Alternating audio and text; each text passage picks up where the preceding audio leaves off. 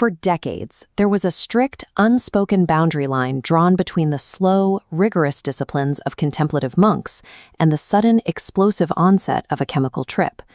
In the 1960s, prominent academics like Richard Alpert famously left Harvard psychology labs, traveling to the Himalayas to become the spiritual teacher Ram Dass.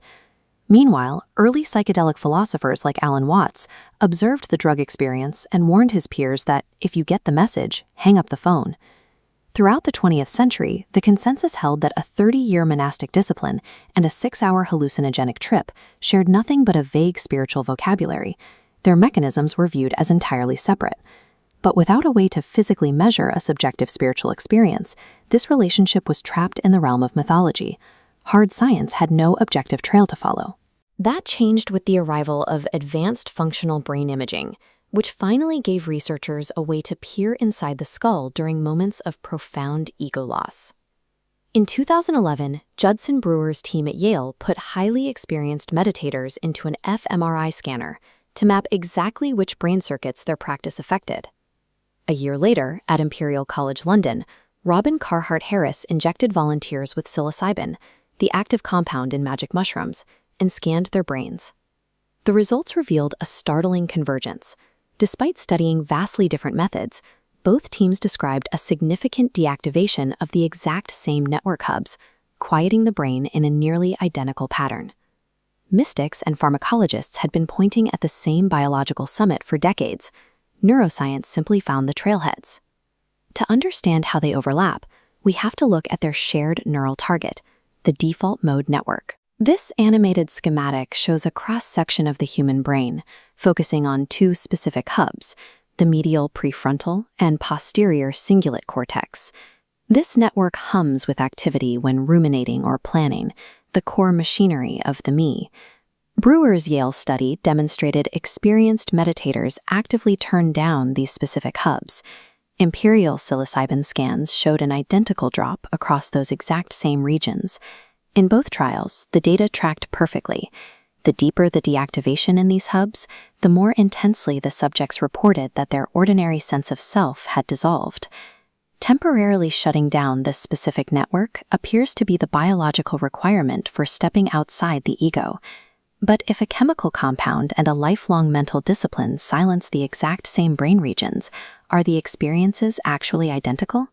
Psychedelics operate through a sudden pharmacological shortcut. They flood serotonin receptors, specifically the 5-HT2A receptors, to rapidly and forcefully relax the brain's rigid self-organization.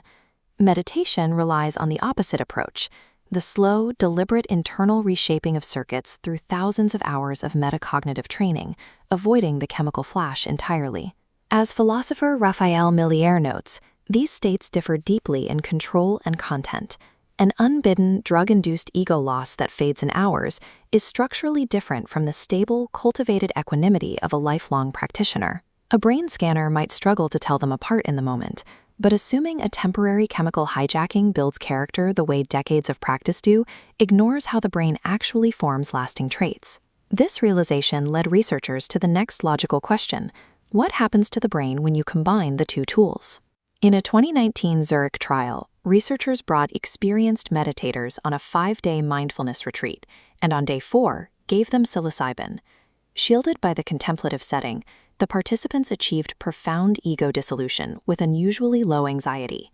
In a parallel effort, a 2018 trial at Johns Hopkins paired a high dose of psilocybin with extensive spiritual and meditative practice support over several months.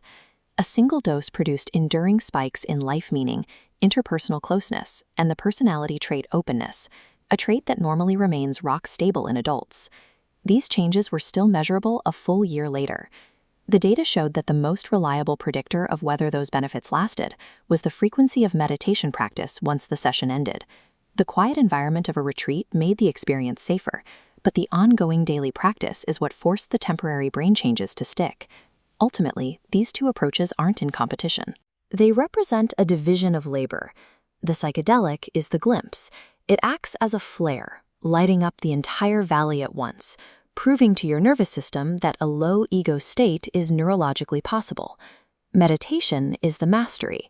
It is the slow, sober art of learning to walk that terrain on demand, returning to the path day after day.